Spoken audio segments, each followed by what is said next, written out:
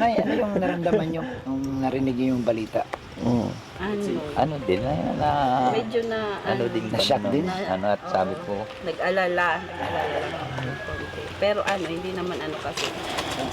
Tiwala naman kayo. Tsaka nag-chat ko naman si Edo noon na okay lang sila.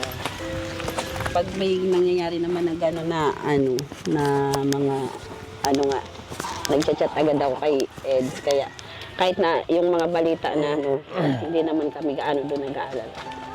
Kasi sila naman yung nag-aano sa akin agad. Kaya ngayon sabi ko kay Biancy, kung sakali nga alis sila tapos may mga ganyan, mag-ano siya agad. Magpasabi. Oo, magpasabi siya agad para minsan hindi nakukonta, hindi sumasagot sa akin. Siya ang sumasagot, si Edo ang sumasagot ulit sa akin. Hindi ko nakukontak. Hindi talaga ito natawa. Kung hindi si Edo ang mag-chat sa Tamad kasi akin, ito mag-chat eh.